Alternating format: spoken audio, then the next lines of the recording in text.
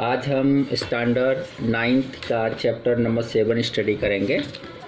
Standard 9th chapter number 7 त्रिभुज। त्रिभुज का पहले हम अर्थ निकालते हैं, संधि विच्छेद करते हैं। त्रिभुज का त्रि का मतलब होता है तीन, भुज का मतलब होता है भुजा। तीन भुजाओं को जोड़ने पर जो बंद आकृति प्राप्त होती है उसे त्रिभुज कहते हैं।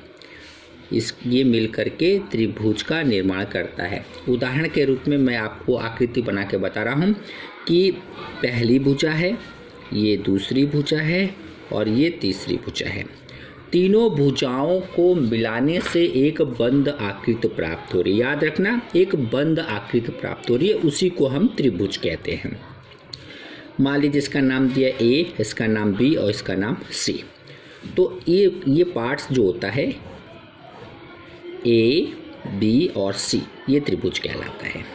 त्रिभुज के नियम है कि इसकी तीन भुजा होती है, पहली भुजा, दूसरी भुजा और तीसरी भुजा।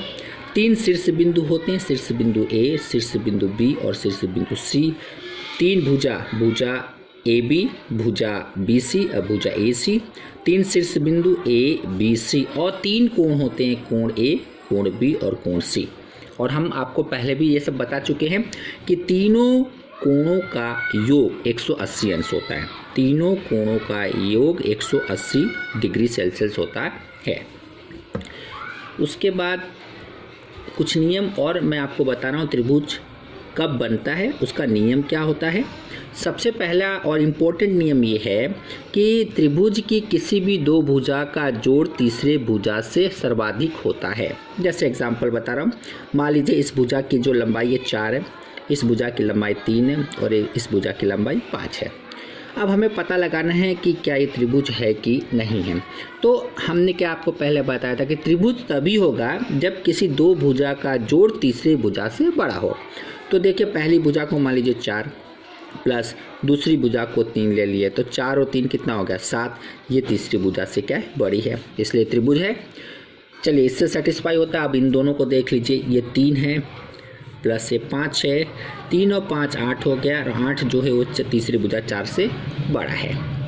फिर तीसरी भुजा ले लीजिए, 5 और प्लस 4, 5 प्लस 4 ये 9 हो गया और ये तीसरी भुजा से बड़ा है।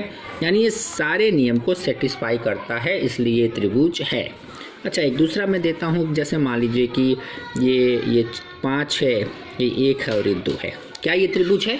क्या ये त्रिभुज है? पहले हमने ये बंद आकृति बना दिया है, लेकिन क्या ये त्रिभुज है? पहले तो मैंने आपको पहले नियम बताया था कि किसी भी दो भुजा का जोड़ तीसरी भुजा से अधिक होगा तो ही त्रिभुज होगा, वरना नहीं होगा। तो मान लीजिए चेक करते हैं, इस भुजा की लंबाई 5 है प्लस इस भुजा की लंबाई 1 है, टोटल हो गया 6। क्या 6 2 से बड़ा है? हाँ, बड़ा है, तो इस हिसाब से तो त्रिभुज हुआ। आगे चेक करते हैं, ये 1 है प्लस ये 2 है, ये दोनों भुजा मिलकर के हो गया 3। 3 क्या 5 से बड़ा होता है? नहीं, बड़ा होता नहीं है, इसलिए ये शर्त का पालन नहीं करता, इसलिए त्रिभुज नहीं बनेगा। आप चाहो तो इसकी आकृति बनाकर देख सकते हो। मैं आपको एग्जाम्पल के रूप में वो आकृति बना के बता रहा हूँ कि त्रिभुज कैसे नहीं बनेगा।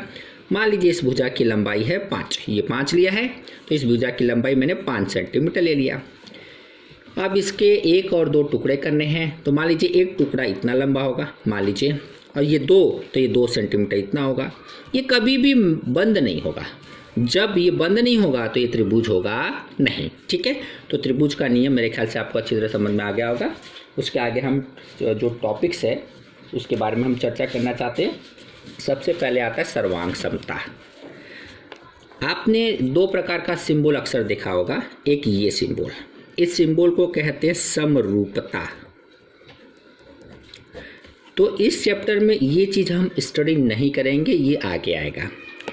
दूसरा सिंबल इस तरह का आता है, इसको कहते हैं सर्वांग समता।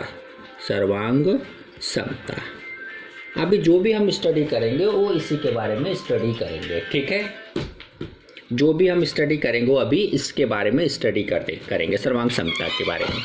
अब सवाल है कि सर्वांग समता है क्या, उसे आपको बताना मेरे लिए बहुत ज़रूरी है। सर्वांग समता क्या है, तो ज़रा गौर से देखिए। ये मान लीजिए 2 हमने त्रिभुज लिया है, हमने 2 त्रिभुज ले लिया है। ये त्रिभुज ए है, ये बी है, ये सी है, ये डी है, ये ई है और ये एफ है। तो सर्वांग का नियम होता है कि शीर्ष ए के बराबर शीर्ष डी होगा, शीर्ष बी के बराबर शीर्ष ई होगा और शीर्ष सी के बराबर शीर्ष एफ होगा।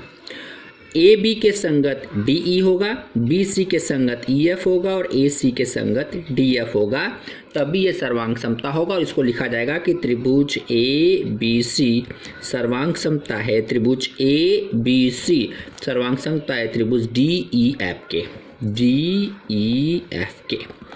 इसका मतलब होता है कि कोण ए कोण डी के सर्वांग सम है, कोण बी कोण ई के सर्वांग सम है, कोण सी कोण एफ के सर्वांग सम, यानी यहाँ समझ देना संगत है।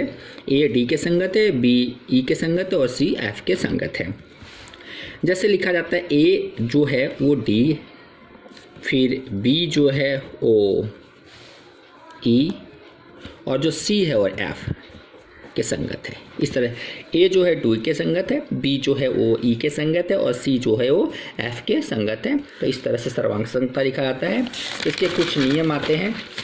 सबसे पहले नियम आता है कि एस ए एस का मतलब होता है साइड, एंगल, साइड, यानी भुजा, कोण, भुजा।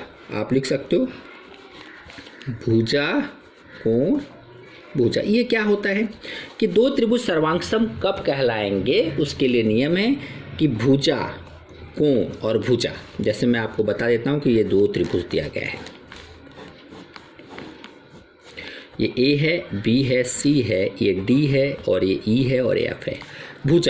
भुजा ए बी जो है भुजा डी ई के बराबर होना चाहिए। फिर कोण, ये जो कोण दिख रहा है ये कोण ई के बराबर होना चाहिए। फिर भुजा बी सी ये ई एफ के बराबर होना चाहिए। दो भुजा, अगर ये दो भुजा इस दो भुजा के बराबर है, इसके आंतरिक कोण इसके आंतरिक कोण के बराबर है, तो हम कहेंगे कि त्रिभुज ए बी सी और त्रिभुज डी ई एफ समरूप है। क्या लिखेंगे? त्रिभुज ए बी सी सर्वांग समता है त्रिभुज डी ई एफ के। समझ जाइएगा कि दो कोण और उसके दो भुजा उसका आंतरिक कोण सामने वाले त्रिभुज के दो भुजा उसके आंतरिक कोण के बराबर होगा, तो दोनों त्रिभुज सर्वांग सम होंगे। इसे कहते हैं भुजा, कोण, भुजा। ठीक है। दूसरा नियम होता है एंगल, साइड एंगल, यानी कि कोण, भुजा और कोण। मैं आपको एग्जाम्पल देके बता देता हूँ। जैसे त्रिभुज है, ये एंगल है, यानी कि मान लीजिए ए है, बी है, सी है, ये डी है, ये ई है और ये एफ है। कोण, मान लीजिए कोण बी और कोण सी ये संगत है कोण ई और कोण एफ के। संगत का मतलब कोण बी की जगह कोण ई है, कोण सी की जगह कोण एफ है और ये भुजा बी सी की जगह ई एफ है। यानी कि कोण, भुजा, कोण, कोण, भुजा, कोण, यानी इसका कोण इसके बराबर, इसकी भुजा इसके बराबर, इसका कोण इसके बराबर। इसको शॉर्ट में कैसे कहेंगे? कोण, भुजा, कोण, यानी दो कोणों के अंतर्गत भुजा। दो कोणों के अंतर्गत भुजा यदि समान है तो वो दोनों त्रिभुज जो है वो सर्वांग सम कहलाएंगे। फॉर एग्जाम्पल आप लिख सकते हो, जैसे कोण बी किसके बराबर है? कोण ई के। भुजा बी सी किसके बराबर है? भुजा ई एफ के। और कोण सी किसके बराबर है? कोण एफ के। यानी दो कोण बराबर होंगे तो एक भुजा भी क्या होगी? उसके आंतरिक भुजा भी क्या होगी? समान होगी। तो हम कहेंगे कि ये दोनों त्रिभुज सर्वांग सम होंगे। ठीक है। तो ये दो नियम हैं। ये दो नियम के ऊपर से हम सारे सवाल लगाते हैं। इसके बाद आता है एक प्रमेय नंबर 7.1। प्रमेय 7.1। प्रमेय 7.1 क्या कहना चाहता है वो आप समझिए।